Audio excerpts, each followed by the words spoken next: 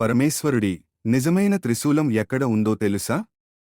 ఆ త్రిశూలం కాశ్మీర్లోని ఉదయపూర్ జిల్లా మంత్రాలయ ప్రాంతంలో ఉన్న శుద్ధమహాదేవ ఆలయంలో ఉంది. పురాణాల ప్రకారము ఇక్కడి శివలింగానికి పార్వతీదేవి ప్రతిరోజూ పూజలు చేస్తూ ఉండేది. శుద్ధాంతడు అనే రాక్షసుడు కూడా రోజు ఈ శివలింగానికి పూజలు చేసేవాడు. ఒకరోజు ఆ రాక్షసుడు పార్వతీదేవితో మాట్లాడాలి అనుకోని అక్కడికి వెడతాడు. కళ్ళు తెరిచిన పార్వతీదేవి ఆ రాక్షసుడు వికృత రూపానికి భయపడి పెద్దగా కేకలు వేస్తుంది. ఆ అరుపులు విన్న శివుడు పార్వతీదేవికి ఆపద వచ్చింది అనుకుని కైలాసం తన త్రిశూలాన్ని విసురుతాడు. కాని జరిగింది తెలుసుకుని త్రిశూలాన్ని వెనుకకు తీసుకుపోతాడు. కాని ఆ రాక్షసుడు శివుడి చేతిలో చనిపోతే మోక్షం వస్తుందని భావించి త్రిశూలని వెనుకకు తీసుకోవద్దని ప్రార్థించడంతో ఆ త్రిశూలం తగిలి చనిపోతాడు. బాధపడిన శివుడు కోపంతో త్రిశూలాన్ని ముక్కలుగా విరిచేస్తాడు. విరిగిపోయిన త్రిశూలం ముక్కలు ఇప్పటికీ భక్తుల సందర్శనార్థం ఆలయంలో ఉంచారు.